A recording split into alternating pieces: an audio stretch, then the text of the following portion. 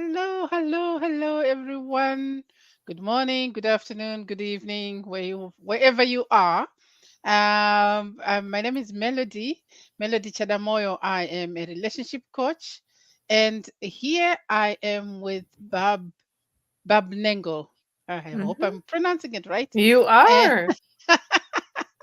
yeah, and we are both coaches, and we just wanted to talk about boundaries today. And Mm. and we were in another forum, and she mentioned boundaries, and like I hear a lot of people talking about boundaries, and I know they're important. I've used them myself, but a lot of people Mhm. don't know what boundaries are. Mhm. Uh, Mhm. and I think, yeah, before we dive in, I'm going to introduce Bob and say Bob is a boundaries coach, speaker, writer, and the founder and CEO of Higher Power Coaching and Consulting. And she's a host of a podcast, Fragmented to Whole Life Lessons from this 12-step program. And that's all I'm going to say. I'm going Okay. to get Bob to introduce herself and tell us who is Bob.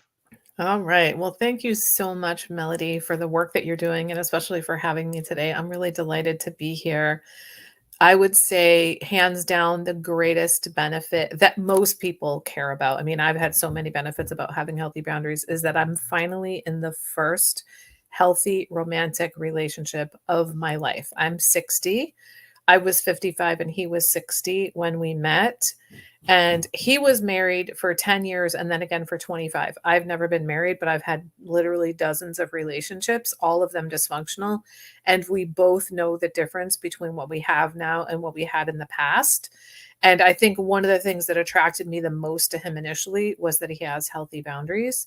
So this is absolutely the way to have a healthy relationship, is by having healthy boundaries. So just briefly about me, when I was 52, I hit what's called a codependent bottom. If you don't know what codependence means, welcome to the club. I'd never heard that word before, even though I had read 7 gajillion self help books.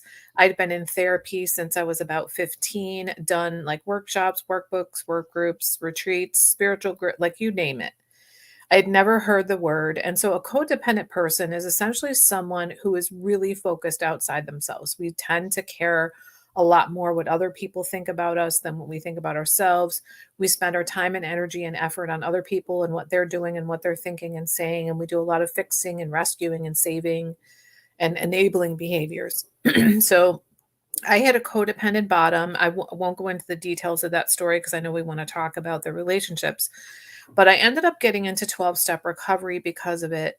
And it really changed everything for me. It took me probably 2 to 3 years, my first 2 to 3 years in 12-step recovery, to build my healthy boundaries. I don't even know that I knew that was what I was doing at the time.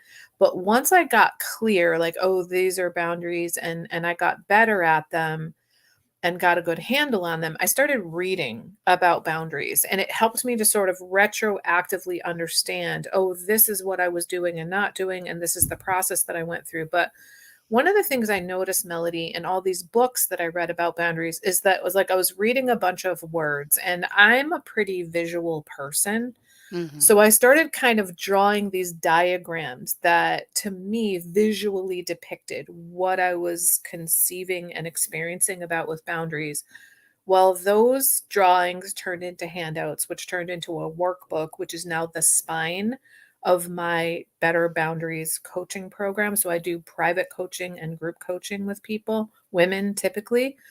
I will do private coaching with men, but group coaching I don't do with men. But anyway, um, what I did over time was I figured out a way to accelerate the boundary building process for my clients Hmm. so that they can do it in a matter of weeks rather than taking this sort of like haphazard, meandering path that I took through the 12 steps of recovery. And I do it through my workbook, through my curriculum, which is a multimedia curriculum, and of course through my coaching directly with other people. And I I absolutely love being a boundaries coach. I think, I was the kind of woman who I always liked myself and I always felt like I had high self esteem. But when I got into recovery, I could see that I didn't have healthy self worth.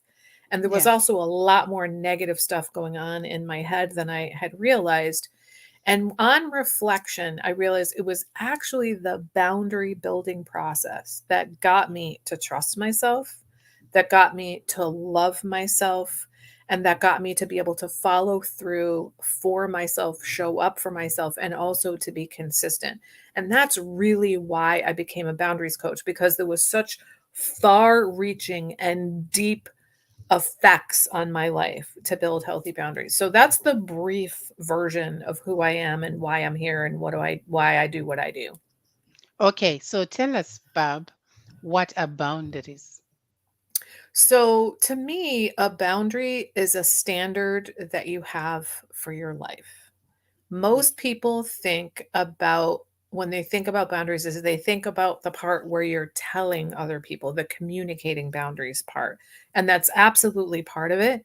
But I would say the vast majority of my boundaries nobody else even knows about, and I don't even talk about them. And also, speaking of talking about boundaries, I do not recommend that you use the word boundaries when you're setting boundaries with people because there's so many myths and misconceptions about boundaries that I know I had, and I know lots of my clients and my prospective clients have. So I don't think it's wise to say, I'm setting a boundary with you or you're not respecting my boundary. You simply state, like, what is the standard? Like, just a real basic thing, like, please don't put that there. My boundary is I don't want that thing there wherever that is. And so you just say, please don't put that there. You don't say, I have a new boundary. Like sometimes you might, but it's rare that you're going to use a boundary. You're not going to say, my boundary is that you don't put that there. You just say, please don't put that there. So are boundaries connected to your values? The reason why I'm asking is Mm, because mm, I've always known my values. And mhm, because I know mhm, my values, if someone is crossing that line, like yeah, like mhm, a way to speak to me. For example, I mhm, don't accept people screaming and shouting at me. I mhm. It makes me Me neither. uncomfortable and I don't Mhm, like it. So mhm, usually when a person is speaking to me that way, I disengage and mhm, mhm, I just mhm, walk away mhm, or something. But I don't read the message. If it's a text, I don't even read it. I mhm, if I notice the first three, four words and I say, okay, fine. I mhm. don't really Good need. for you. But Yeah. I've always had, right? But I Mhm. think sometimes people think boundaries are something else on top of, other things. So, Yeah. is it something that has to do with your values?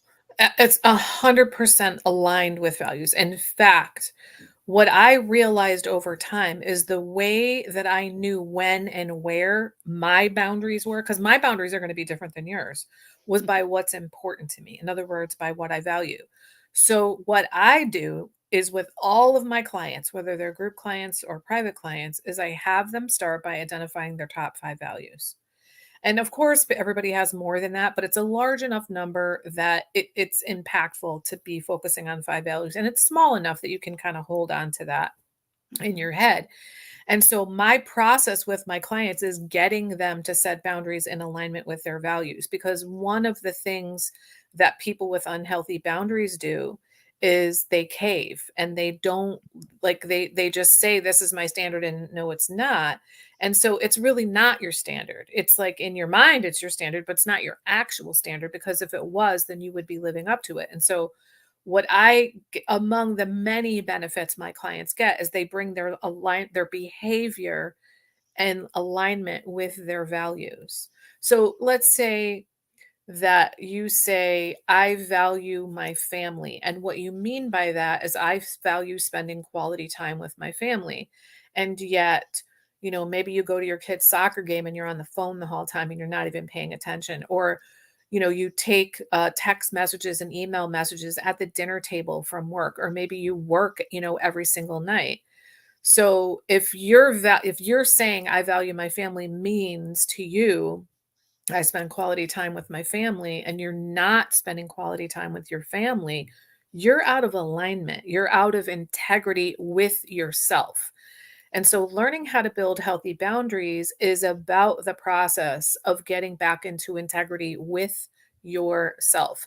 So, you start to like bring your behavior in alignment with your values, and then you start to feel better about yourself because you know I'm doing things in alignment with my values. And when you feel better about yourself, of course, you expect other people to treat you better than you did before.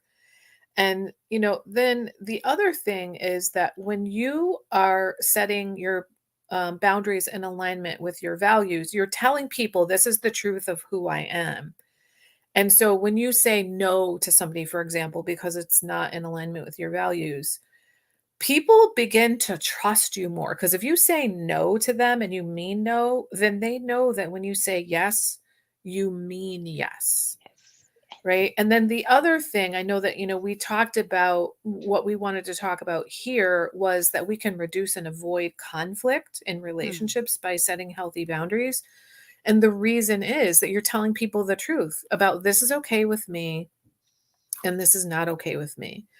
And you also keep the focus on yourself. One of the most important skills I teach in my boundary coaching is to learn to keep the focus on yourself. And the reason that's important is because you're the only person that you can control. And we're so, as codependents, we're so focused out there on what they're doing, what he's doing, what she's doing. What does the organization need? What does the situation require, that we're not paying any attention to the thing we can actually control, which is us. And because we're so focused out there on things we can't control, it's an endless drain on our energy and we got nothing left for ourselves. So even if we could pay attention to ourselves, we got no energy left. And so one of the ways of keeping the focus on yourself is to take really good care of yourself and to fill your cup so that it's overflowing. So you pour from the overflow, not from the cup. And I Yeah, think so that's so important. definitely. So what I find sometimes with my clients is this. As women, right? We have been trained to say no when we mean maybe, or when we mean maybe. So the man comes and they talk to you and you say no, no, and then they can continue to persuade you until you say yes. But Mhm. the problem with that is he doesn't know where your limit is. He doesn't know where Mhm. your boundary is, Mhm. because he is just going to keep trying until Mhm. you give in. I remember Mhm. saying to my husband once, and he was trying to talk me into something, and I had to say to him, you know what, I love you, and I give in sometimes when you beg and you say please, please, please. It wasn't even a sex. It wasn't even something, like Mhm. that. It was something minor. I think he wanted Mhm. to buy another tool. He used to buy a lot of Mhm. tools, and I said I will say yes because I love you and I want to please you, and then I will resent you for it. So I need Mm. you to respect my no. When I say Mhm. no, Mhm. I actually Mhm. really mean no. And Yeah. when I say yes, I really mean yes. Mhm. And he kind of stopped and he looked at me and he said, actually, you are right. Because men they don't allow their boundaries to be crossed most of the Well, I time. mean, I Girls think that it's are more healthy. yeah, yeah, I think it's more common for women to let their boundaries go. But I think, you said women say no when they mean maybe. I think what's really happening is they don't really know what their boundaries are. Mm, mm, Or they really mean no, but they don't feel okay saying no. So they eventually give in because they can't. I call those pushback behaviors. When you tell someone no and they keep saying, "Oh please, oh please, oh please," those are pushback behaviors. And that so what happens for people, the number one reason people cave on their boundaries and don't follow through with them is because of the way they feel. They might mm, feel guilty, they might feel shameful for saying no. They feel bad. They don't want people to think they're a bad person. So they go, okay, fine, because they can't handle those feelings. Well, this is why the values are so important because when you bring your boundaries and your behavior in alignment with your values, Mm, You start to care more about what you think of you than what they do. So here's what I mean by this. When I got into recovery and I learned how to build healthy boundaries, I thought I was an honest person, Melody. No, I lied all the time. I lied about drugs and alcohol and cigarettes and my relationships, but I mainly lied in the people pleasing department by mm, saying that things were okay with me, that were not, that I was happy to do things that I really wasn't. I would say no to things I really wanted to do because I was afraid what other people would think of me. mm, And what I got from setting boundaries was learning how to be really honest with people. And so I got in alignment with my values. So I started caring more about being an honest woman of integrity who says yes when she means yes and no when she means no. And if other people are going to judge me for living in alignment with my values, go ahead. It's like, the way I think of it is almost like the shame and the guilt just sort of rolls off of you when you have mm, healthy boundaries. So here's an example from my life. In addition to being in recovery for codependence, I'm in recovery for compulsive overeating. mm, I'm down over 100 pounds from my top weight. So health is one of my top values. It's one of my top 5 values because I've just abused myself so long in so many mm. ways. So let's say somebody says to me, "Hey Barb, let's go to a brunch buffet on Sunday." I'm going to say, I'd rather meet you somewhere like going for a walk or something that's not around food. I try to do my socialization not around food. Now, Mm, if they judge me and they think badly of me because I want to take care of my health, I'm okay with that because my health is more important to me than what you think of me because I yes. have to live in this body. And I don't want to put myself in harm's way. I don't do well at buffets because I want to eat all of it. Mm, Right. And I've learned like that doesn't work for me. So my boundary is no buffets. And I do go out to lunch with people from time to time. But also, I go to church on Sundays. So I'm going to be at church at brunch time. So all these standards I have in my life, I'm living up to them. And if other people are going to judge me as a bad person because of that, I can live with that. yeah, and you've mentioned something about, you know, what I'm taking is that you want to feel good about who you are, right? Yes. You want to be okay in your own skin. Most of us Yes, absolutely. look at other people and say, like, I have a friend, I really love her, and but the issue I have with her most of the time is she always says yes, and then she lets me down because she's overstretched a commitment Mhm, to mhm, people. mhm, And mhm, I would mhm, rather she says no, and I mhm, know mhm, she's mhm, overstretched. And then when she mhm, needs to give me time, she actually mhm, gives me the time than to say mhm, yes or to 10 people for the same time. mhm, And then mhm, and mhm, I mhm. I just feel like I'm being taken advantage of. Right, yeah. Yeah, and so I would say, like, in terms of you and your boundaries, like, you can say to her, "I really wanna spend time with you, and I wanna make sure that your yes is really a yes.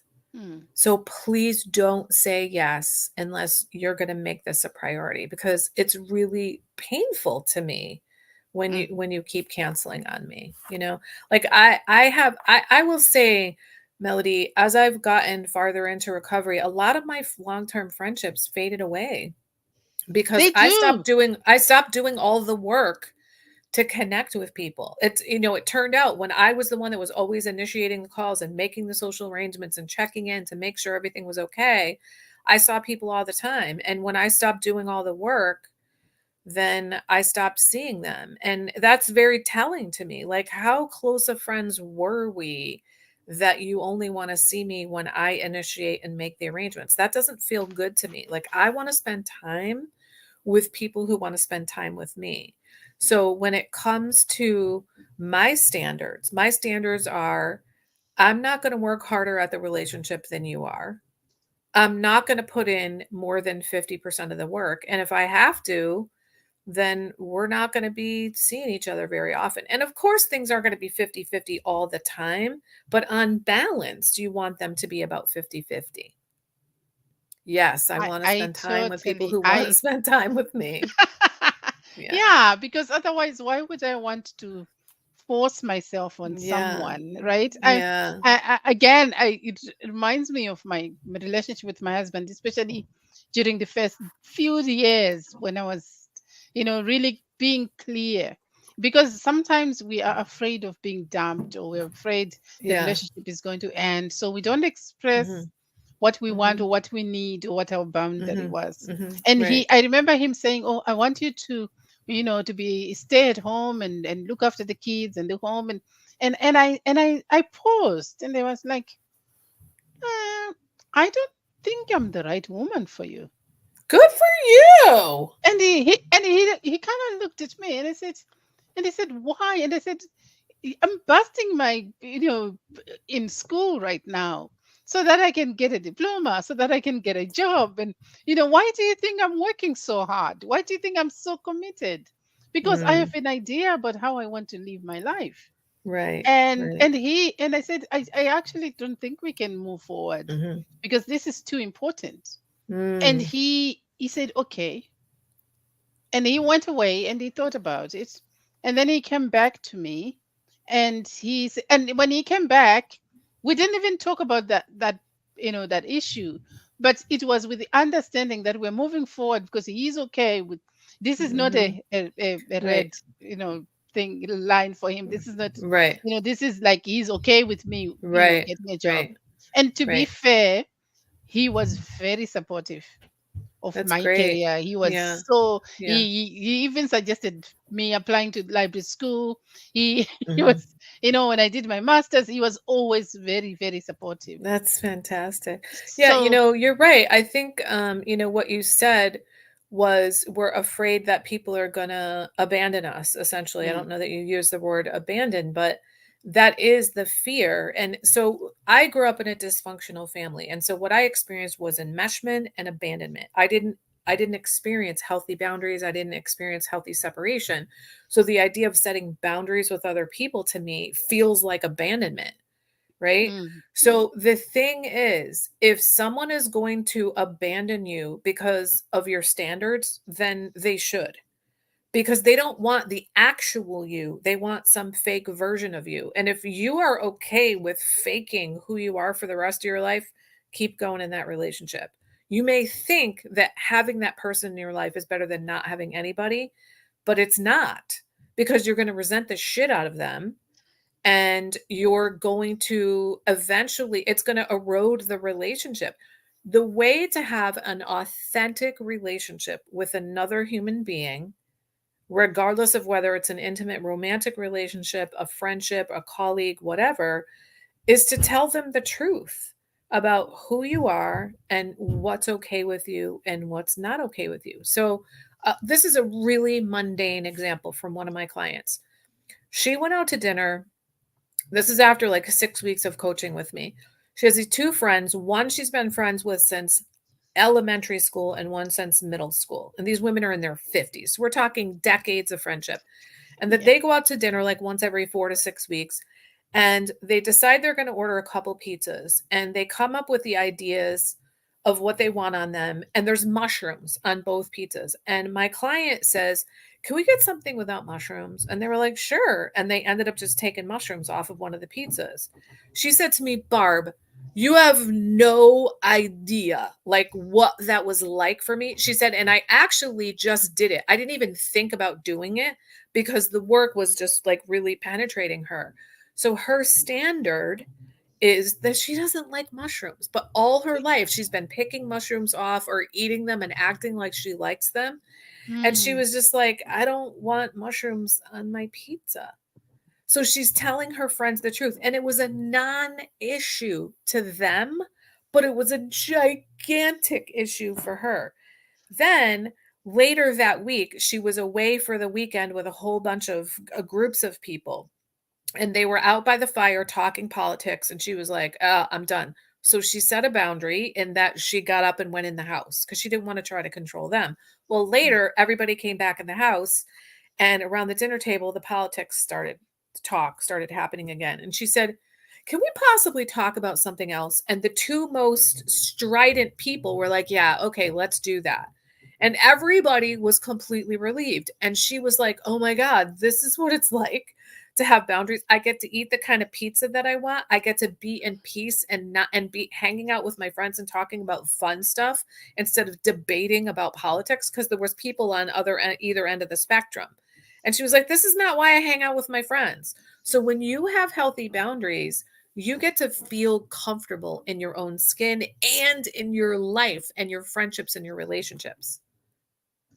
I love that. I really love that because I think we don't allow ourselves that freedom because we think, oh, I'm not going to have any friends, or Mhm. my boyfriend is going to dump me, or Mhm, whatever. But mhm, it's so strange. You always meet people. You mhm. always meet people that Yeah, resonate with you, that right, are willing to respect your right. boundaries.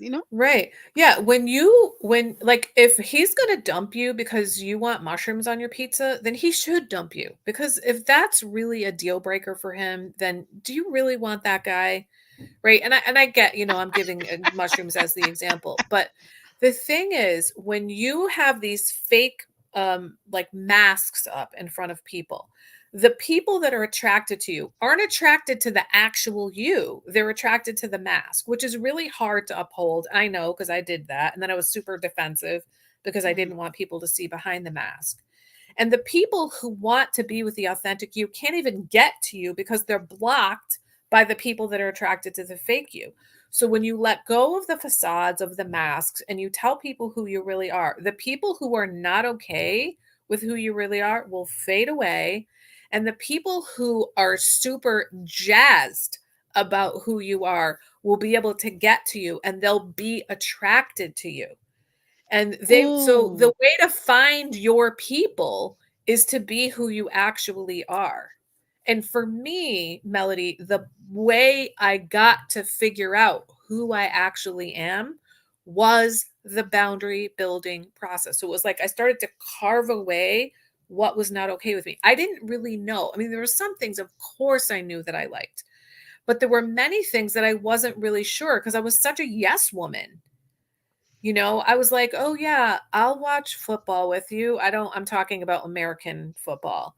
Like Mm. I don't care about football. Meanwhile, I have been a New England Patriots fan, I've been a Giants fan, I've been a Dallas Cowboys fan twice. I don't care about football, but I felt like, oh, I was being a bad girlfriend Ooh. if I didn't watch football with my partner. And so like my sweetheart that I'm with now, he's really into motorcycles and racing. I don't care about it. So I'm like, you have fun with your auto racing. I'm going to go watch the Hallmark Channel. Yeah, that's what you love. Yes. I love that so much. I think sometimes we just give ourselves um too much stress for nothing because we don't take the time to pay Mm, attention to mm, to who we mm, are. You mm, said it before and I remembered it and then I forgot it. But I want to come back and then I want to circle back to be having love in your 50s. mhm, You talked about you knowing who you are, like mhm, really knowing who you are comes from mhm, having boundaries, because mhm, that's when you know this is mhm, me, this is what I mhm, stand for, this is what's important to me. and mhm, and then everyone who's around you will uh, honor that, mhm. Right.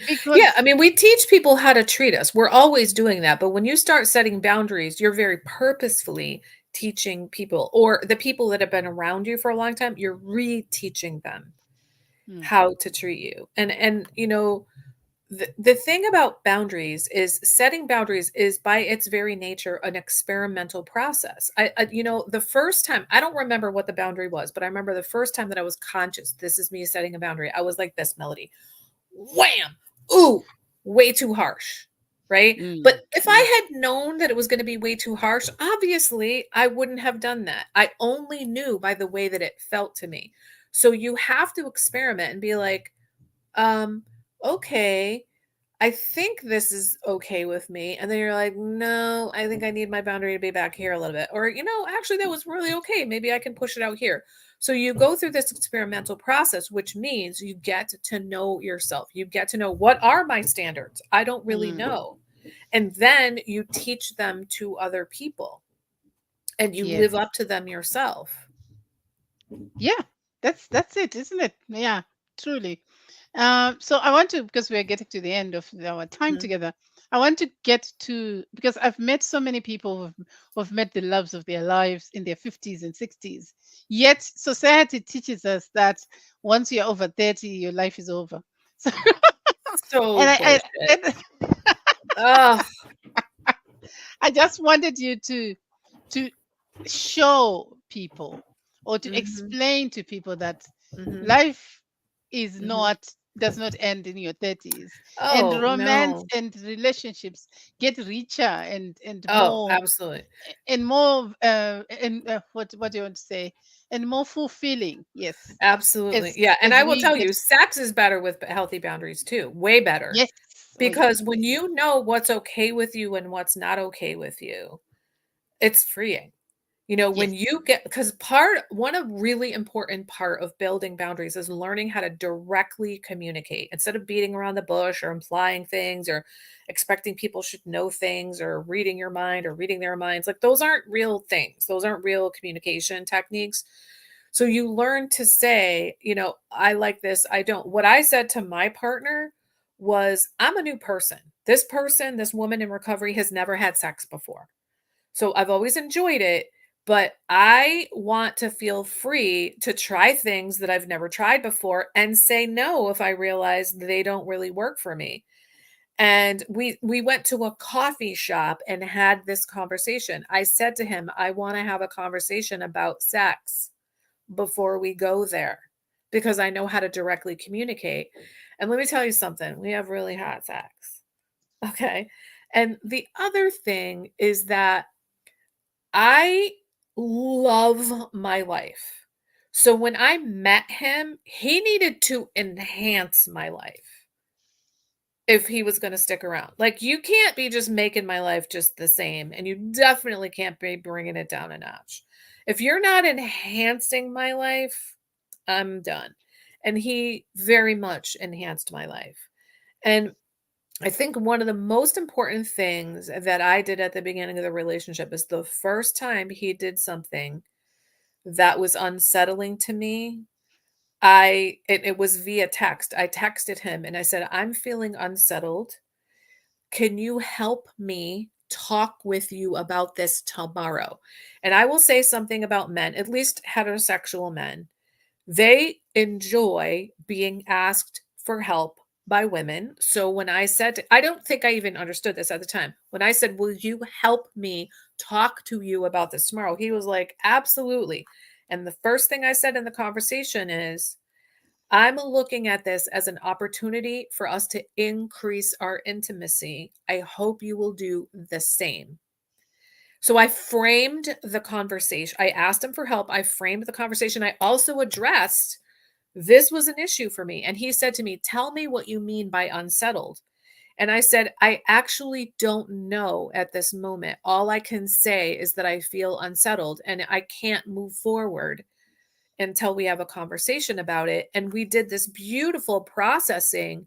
And he said to me, okay, well, I realized in talking with you about this that I was afraid I was going to get sucked into your world. And I don't want that because my sweetheart has a chronic illness and he only has so much energy. And I'm a high energy person. And he was like, I can't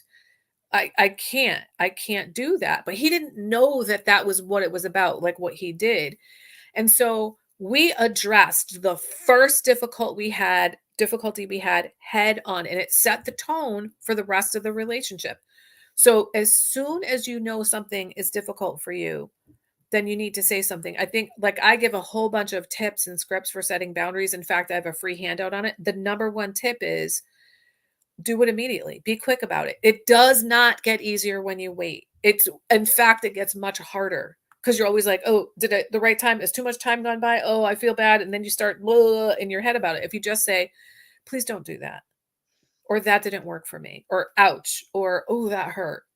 Yes. Right away, then you can address it. And immediately by the way they respond. If they're a jerk about it, like, do I really want to date somebody who's a jerk the first time I bring up difficulty? No, because it's not going to get better. No, it's not. It gets worse when you get too used to each other anyway. And that's how you handle conflict, right? You face it, you acknowledge, even if Mhm. it's not tangible, even if it's just a Mhm. Mhm. sense that I don't Mhm. feel comfortable about this. Right, right. Before you even figure out what it is, Mhm. voice it, Mhm. say it, Yes, right. and then you take it as a way for us to bring for the thing to bring you together. You talk about the issue without Mhm. saying you are such a whatever, Right. whatever. Right, right. No name calling, no, Mhm. Right. just Keep the focus on yourself. Like I said, you'd speak from I. I yes, don't feel heard. I feel uncomfortable. I feel unsafe. yes, yeah. Not And you're a I jerk feel or you're driving like a unheard. maniac. Yes. I'm talking Yeah. to you, but you don't seem like you're hearing me Right, right right, now. right. And so what a lot of us do is say you never listen. When you say Yeah, you, people are more likely to go on the defensive. And when you use a word like never, it's very easy for them to dispute that. When you say I feel unheard, that's the actual issue. And if yes, you want communication to happen, then you have to keep the focus on yourself. And communication is not going to happen when you put them on the defensive. So if no, you want to avoid conflict or at least reduce conflict, use I language and keep the focus on yourself and say things like, I don't feel heard. It's very difficult for somebody to dispute whether you feel hurt or not, but it's very easy for them to dispute and to feel defensive when you say you never listen. and if they do ignore your wishes or what you're asking for, that's the time, that's the indication that you need to walk away Yes. because You can't turn people no, into loving, nurturing, caring, attentive people. If they are not that way when you first start dating them, they're not going to turn into that. And just because they're that way when you first start dating them doesn't mean they're going to stay that way either. yeah, Right. So if there's somebody is yeah, loving and attentive at the beginning and that fades away over time, bring it up and say, you used to be a lot more loving and attentive. What happened?